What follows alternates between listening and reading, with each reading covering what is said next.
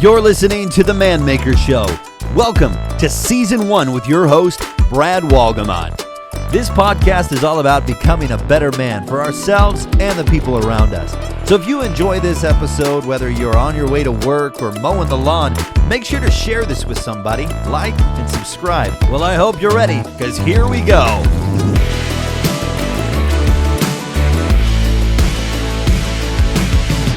Welcome to the Man Maker Show. Brad Walgamon coming to you live from San Juan, Puerto Rico. I hope you are doing incredible. Thanks for joining in today. Got a great message to share with you. I'll try to be short and succinct as usual. Trying to keep these around 20-25 minutes. I know you're busy, so am I. But I'm proud of you being in the education zone of your life, deciding to lean in, to learn, to be better, to be bolder, to increase your capacity so that you can help and impact more people's lives. We need more people like this. That's why we call this the Man Maker Show.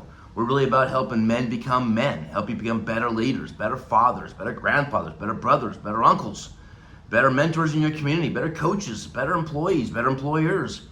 How do you become better? You know, the reality is that's how we measure life. Money is like a measurement of our effectiveness in adding value. And if you're not making enough money, then increase your value. Right? I was looking at inflation numbers the other day, and it's a big topic in today's conversation. Certainly around election seasons is always a big talk because it's a measurement of evidently how the government's done or something. But the reality is that the Fed wants to keep inflation around 2 to 4%, and they want wage increase to be around the same. So an average person is going to get a 2 to 4% raise to keep up with the economy. That's called COLA, cost of living allowance. Now, I don't know about you, but I am in no way interested in having a 2 to 4% increase. The only way I'm going to get a greater than 2 to 4% raise in my life is increase my value to a point where an employer needs to pay me more, or I do such a good service as an employer that my company can charge more money at a greater rate than the growth of the economy. This is our measurement. You know, in a capitalistic society, which we are blessed to live in, where we have free enterprise, the opportunity to own a business, run a business, build a business, start a business, close a business, move a business, we're free. Now, obviously, there's a lot of government control and a lot of issues that are kind of impeding some of that freedom, but frankly, we're still the freest country in the world, in my opinion. So we have an opportunity to increase our wealth by increasing our value. You have to understand that. If you do not increase your value, you will not increase your wealth. And to expect to make more money for doing less is ridiculous. I think one of the big hot topics I've heard lately is people asking for tips at fast food places. This morning I went down to a little coffee shop to get a little pastry and a coffee, and they flipped the thing around and asked me to give them a tip, right? I have to fill my own coffee. They grab a little muffin, put it in a bag and hand it. I'm like, you're paid to do that job. Why in the world would I tip non-service? But it's the entitlement mindset. Young people are being taught you should be tipped for everything. No, you show up to work, you do your job, you get your paycheck. That's it. If you want to increase value, then if you want to increase your money, increase your value, increase your service, increase your impact. I really want you to embrace this. So I'm going to talk about 4 quotients today that I think you really need to dial in on. Some are more important than others, but I think personality groups are drawn to different types of quotients. It's IQ, EQ, AQ, and RQ. And we all know the term IQ, and some of you may have studied these before, but it's really been hitting me lately that people, they may understand the words, but they're not working on increasing their score. When I was in high school, I had to take a thing called an SAT. Most of you had to do that as well. They might have something new now, but it was basically an intelligence score. And if you tested well and you got a good enough SAT, then you got into certain colleges. Well, I remember showing up to mine. I didn't even know what an SAT was. I didn't know where I was going. I didn't know what it was. I was just told to go to this high school, 30 miles away and show up and take a test. I'm like, okay. And I don't know if you get an F on it, but it had to be pretty low to an F because I had no idea 90% of the questions. But I got my score back, and of course I sent it to colleges because that's what you're supposed to do, and no one accepted me. And I'm like, oh, that's kind of weird. So they sent me up to a retest. And I didn't do any better the second time. My IQ was very low. For a while there, I let that impact me. I let that think, man, my value in life must be low because my IQ is so low. And the reality is, as a kid, I was dyslexic.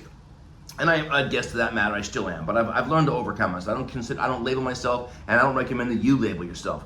But my IQ was low as a result of my inability to retain information in a chalkboard, marker board, presentation format. Now I've learned if I read it and write it and journal it and have conversation about it, my retention is extremely high, but I had to learn how to learn. So in the second grade, my mom came to me, bless her heart, and said, Bradley, we have a special school for you. I'm like, that sounds good. What do you mean? Well, you're a very special boy, and so there's a special place for special boys like you. I mean, you're kidding me. Really? They have a school for someone like me? That's awesome. Thanks, Mom. And so I got on the little bus, right? I went to this little school called Rich Whitman in Edmonds area of Washington State, and I went to a special education program. Now, I thought it was just special. My mom was so brilliant. She never branded me as being slow or dumb. I couldn't write my name. My letters were backwards. I definitely had ADD and attention deficit type things, but thank God they weren't branding people. I meet so many young people that think, oh, I have ADD. I'm like, that's garbage. You know, you might, but how about you don't? How about you decide what you are? Don't let anybody else put a label on you in any way whatsoever. You are what you are based on what you decide to be. And if you don't like the way you are, then just change. Make some adjustments, read some books, learn, add value. So my IQ is based upon my ability to score.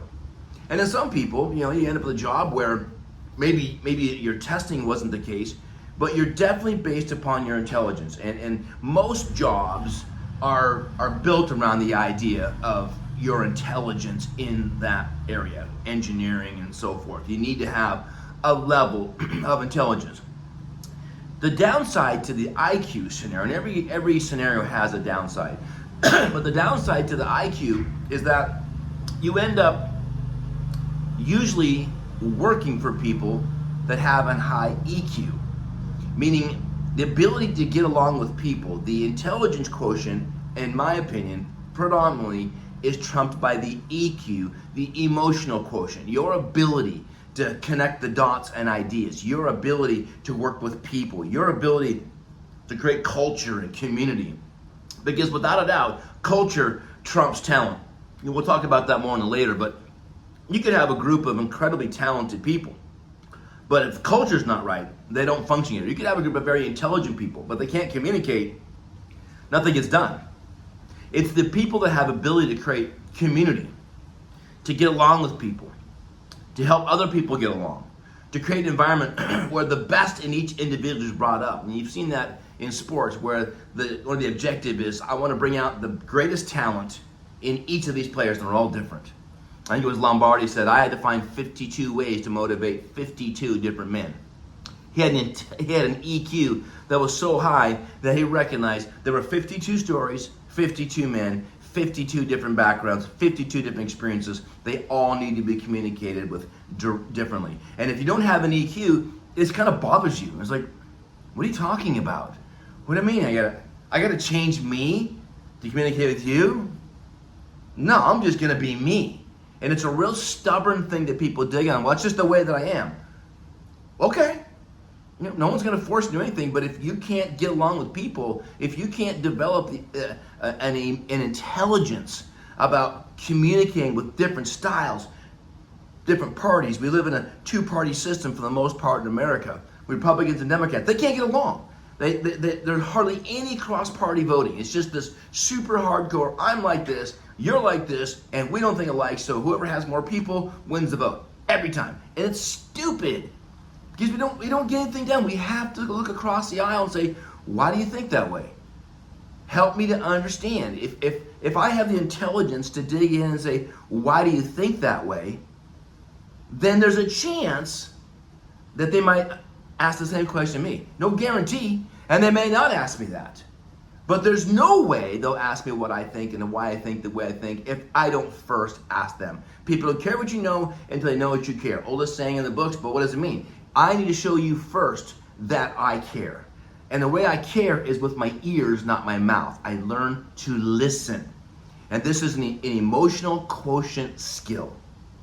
To learn how, and I'm going to do a full episode on IQ, EQ, AQ, and RQ, but just understand that saying, well, that's just the way that I am, is not okay. Well, you can do what you want. I'm not the judge of morality here. I'm just saying I don't think you're going to get very far. You won't be able to increase your value if you don't increase your ability to communicate with people on all sides of the spectrum, from religion to politics to age and so forth. You gotta be willing to listen. You gotta be able to find common ground. You need to focus on what you have in common without tripping over what you have different. This is the common problem, right? I focus on where we're different versus focusing on what we have in common. What we have in common probably is a love for humankind, a love for our families, a love for our country. If we don't have those things in common, then maybe we can't have a conversation at all. But it's always to try to find the common ground without tripping over what we have different. This is what grace is. We find we have in common without tripping over what we don't. This is the key to developing better relationships. Now, once you move into your EQ, you can move into what I'll call the AQ. And the AQ is your adversity quotient. And again, I'll talk about this in more detail, but if you're going to move up the ladder in leadership, you're going to have more things coming at you. One of your values is your ability in a pyramid structure, a corporate structure, is your ability to handle more stuff. Because if there's more people under you in a corporation, or if you're an owner and you have 10, 20, 50, 100, 500, 5,000 employees, you have to be able to handle bigger problems, more people, more diversity, legal things and political things and financial things and distribution things and employee things, and the list is enormous. So your adversity quotient becomes really, really valuable. And if you're in a company or you're working for someone, they're going to notice the person that's willing to handle the hard days. Because when you work at a job, guess what? You're going to get chewed out. There's going to be a bad day. You may have an ornery boss. You may have an ornery coach. You may have an ornery parent. And your ability to deal with the adversity is going to increase your value significantly. A lot of people feel like, whoa, I had a bad day, or they go on a vacation and all we talk about is what went wrong. That's a very low adversity quotient. I understand communicating, I understand getting help, I understand counsel and so forth, but your ability to handle adversity internally and then distribute it not to other people, but to God, to your release valve, to exercise, but to deal with it in a way that it isn't spreading the problem. It just seems as though most people want to tell everybody about their problem. That's a very low adversity quotient. If I have to share with you my misery, I'm expanding the misery. Most people have an identity based on misery. Like, you need to know how much I suffer so you know who I am. That's a problem. Have you ever gone in an environment, you're like, hey, how you doing? You're like, oh, why'd I ask? Because now I'm going to have them, like, for the next 10 minutes tell me everything that's wrong with their health or their kids or their business or their finances or the politics. Have you ever had a situation where you really wished you hadn't said, tell me more? How's that going? Now, from a compassion standpoint, it's valuable to have that skill. It's part of your EQ, is to understand and listen, absorb, and help people. But as an adversity quotient, I don't want to be the person that's constantly dumping all these issues on people. I want to be the kind of person that if I receive something, they say, wow, well, how does that make you feel? And what's your plan of action to overcome that? Versus kind of wallowing in their issue, right? I want to have compassion. I'll suffer with, but I'm not gonna go into the situation where I'm gonna relive your whole environment. It's gonna be solution based. And most people, frankly, don't want a solution, do they? They don't want to fix. They just want to be heard. They want to be validated that I suffered, I struggled, and you can do that very quickly and move on. Your adversity quotient is also going to be based upon your ability to handle multiple types of people. EQ builds on AQ because you're going to have turbulent people. You're going to have problem makers. You're going to have people that like to stir the pot. You're going to have people that are going to, come to you and say, man, I just got to tell you something. It's kind of how things are going. And it's kind of about you, but it's not. And they want to stir the pot, or they want to tell you where you're failing, and they want to come at you. And you got to be able to say, it's interesting you say that. It's a really good feedback. I'm going to give that some thought. I'll take that to God. I'm going to pray about that a bit. But thanks for sharing that. And I'm out, because there are some people that's all they want to do is tell you what's wrong. And that's part of your adversity quotient, is be able to deal with people like that. Adversity quotient is going to be when you've got two people within your team that are not getting along. How do you find ways to use your EQ to reduce the adversity? What happens when you got a family issue and a financial issue and a job issue and a health issue and a grandparent issue? What are you going to do? You know what a lot of people do? They just kind of go underground, suck it up, deal with it, and they come back up. In the meantime, they stop productivity. It just wipes them out.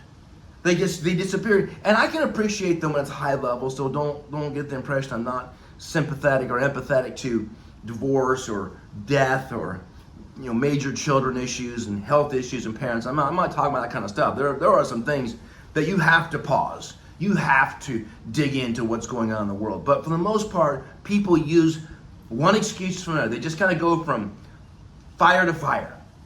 And frankly, that's not a solid adversity quotient.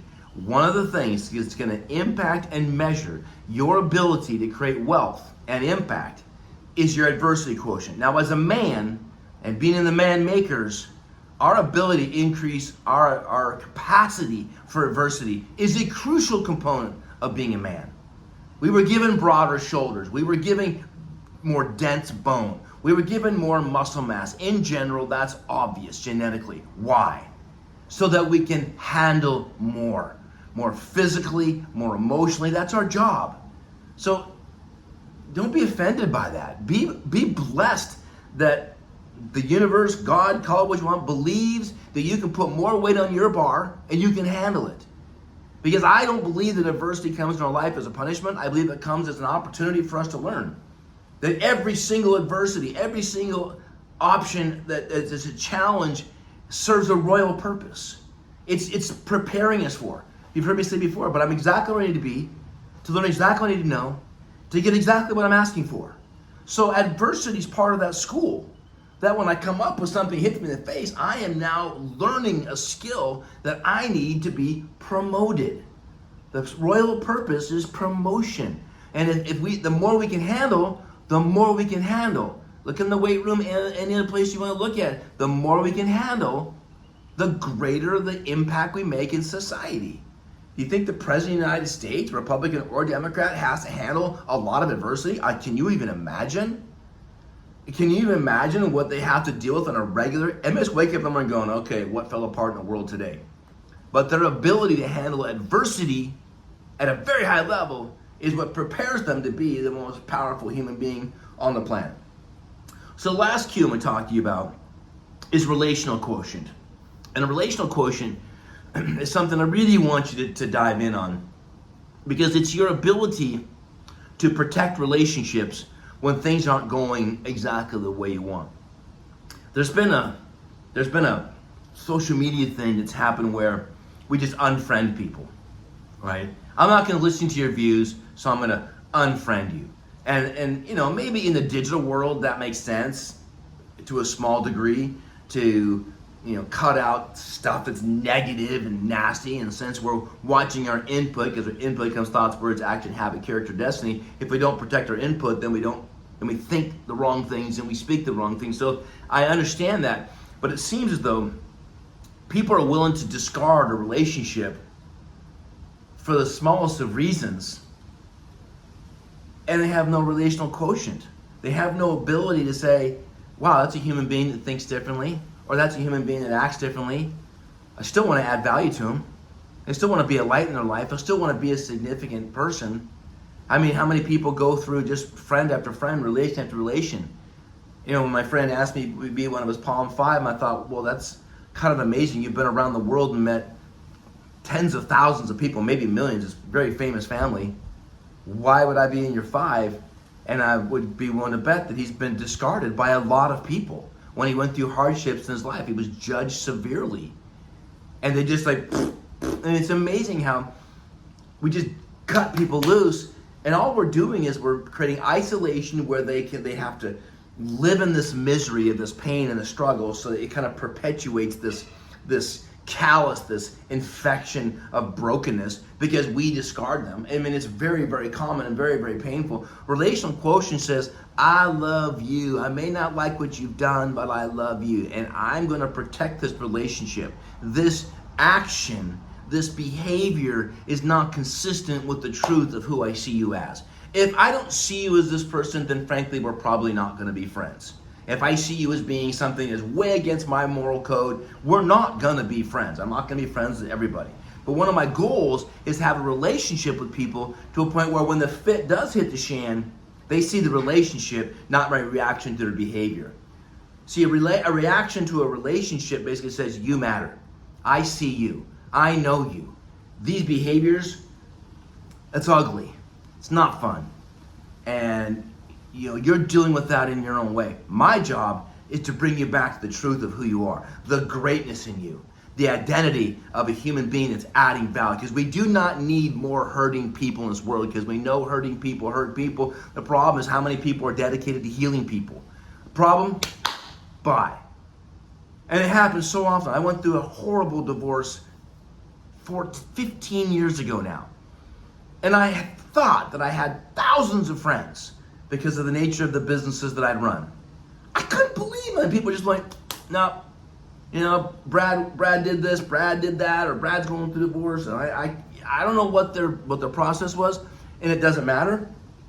It's sad to me that a 10, 15, 20-year relationship was like, and that was probably as difficult as the divorce was itself, was the fact that I could be abandoned by so many people based upon a behavior versus seeing the person. And I'm not crying the blues. I'm saying as an example, I felt the sting, and frankly, more than likely, I've probably added some sting in my life. I can remember a few people going back in the days of my life where we were working on some things and they made a decision quite contrary to my decision. I'm like, well, fine. Get on with your bad self. And I just cut them loose. And that's terrible. I'm not proud of that. I'm ashamed of the fact that the relationship was conditional. The relationship was for sale. That as long as you did what I wanted you to do, or acted the way I wanted you to do, or consistent with me, then we could be friends. If not, you're out. And I learned that, and it wasn't until it stung me, when I was the recipient of this pain, that I realized, oh my goodness, Lord, I'm sorry. So we've probably all been a part of it. We're not just a victim. I'm not just a victim. I've made so many mistakes. It's one of the reasons I want to do this show, is because I really want to help people either get over the mistakes like I had to, or help people avoid the mistakes that I've made. I've made so many, it's ridiculous.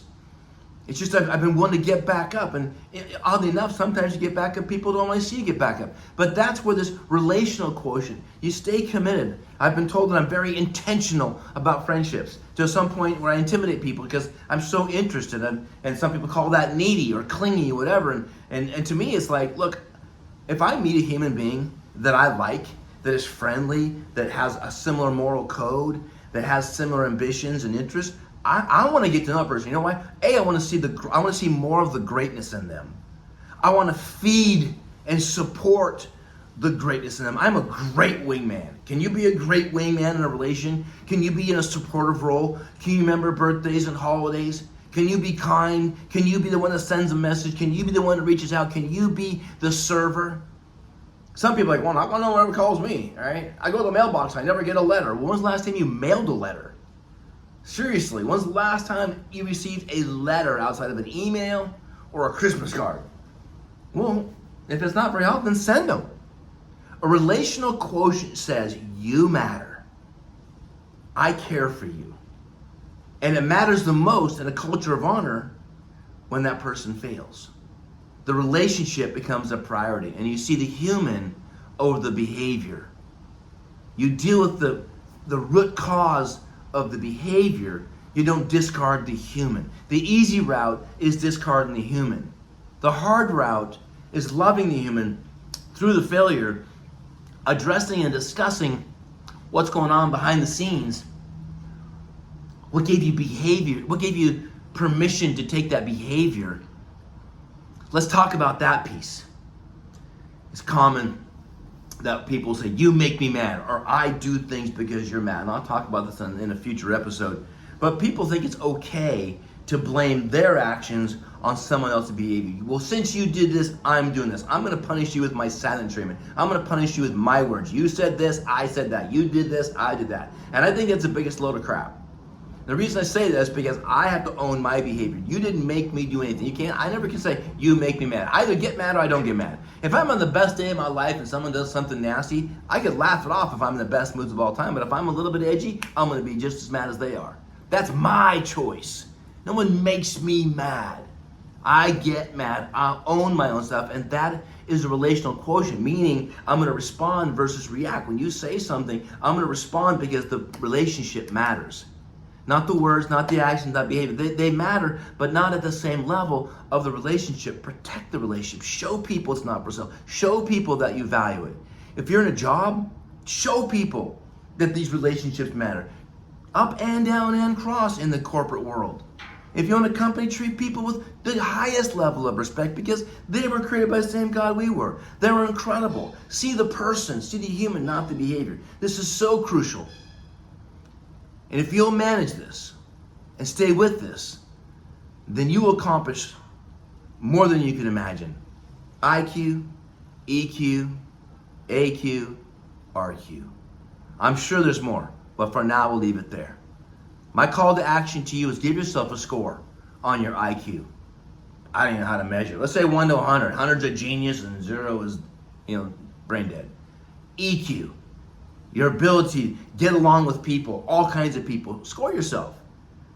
RQ, AQ. Do them all and then say, I am going to work to get better. Have someone else score you is probably the better. They can't really just score your IQ. And frankly, IQ is probably the least important.